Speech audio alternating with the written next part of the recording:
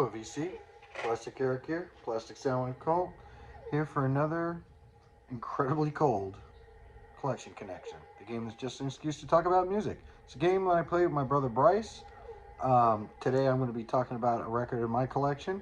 He's going to find a connection to that, and on Thursday he will do a video, and then I'll make a connection to that album in his collection to an album in my collection. We've been doing this a string, trying not to repeat any.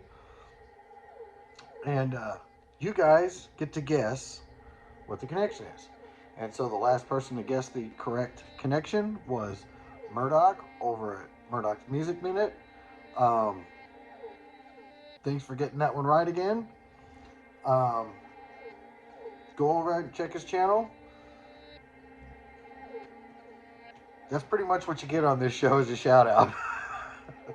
And the cat's already here. That wasn't me farting, that was her plucking on the old chair there before she comes up.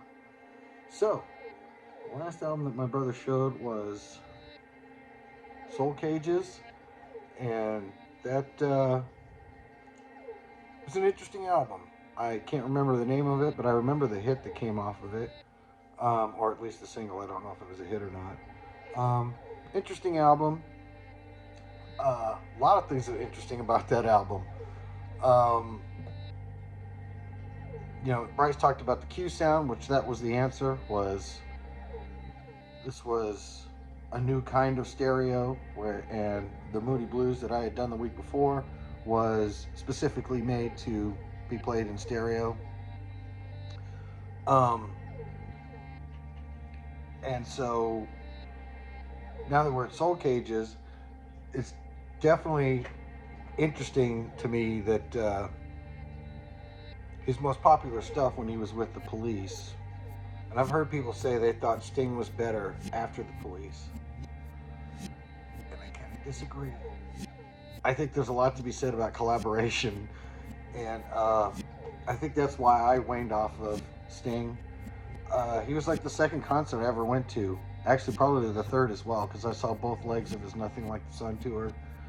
I do like that music. I've been actually pulling out those old tapes and listening to those songs, and it's really interesting to hear those again. But I think my sentiment about it then, and it still is now, it's not the Police. So what did I connect it with?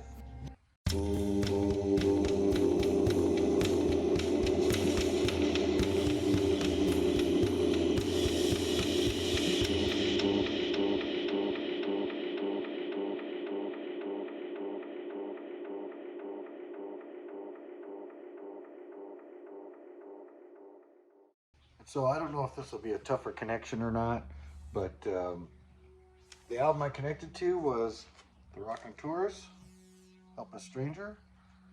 An album that I really like.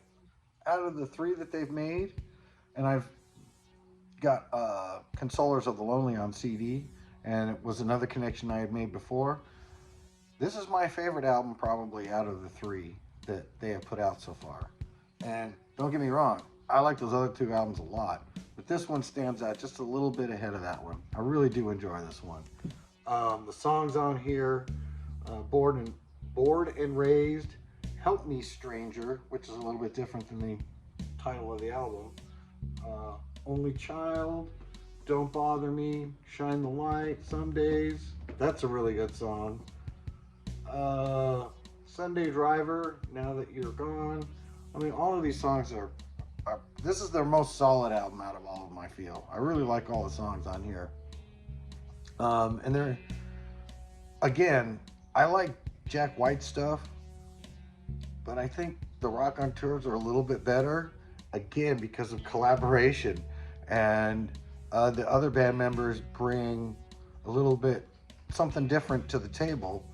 And so even though it has hints of Jack White, it also has hints of the other members of the band. And I can't think of the name of the other guy right now that's, the other main collaborator in this band. From what I understand, is that Tim something, I think his name is. It starts with a B, not Buckley. Not Tim Buckley. But something like that. here's the guy's name right here. So, yeah, I think it's great. I like it a little bit better than Jack White stuff. Again, I like Jack White stuff a lot, and I think this is just a little bit of heads above it. And this album is a little bit of heads above their other two albums, which are again both very, very good. Love this one as their last thing. And then the design of this one was really good too, I thought. There was a version of this that they made, because I guess they're big Beatles fans, where this was a lenticular cover, and if you peeled that lenticular cover off, it had a version of them doing the Beatles Butcher cover, which I thought was very funny and very a nice nod to the Beatles.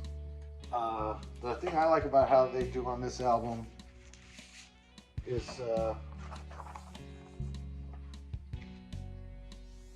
the way they show you side one and the way they show you side two.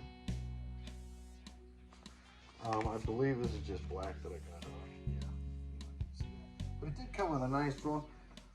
I know some people shit on his record pressing plant, Third Man Records, which this is a Third Man Records album. And I find him to be quite good.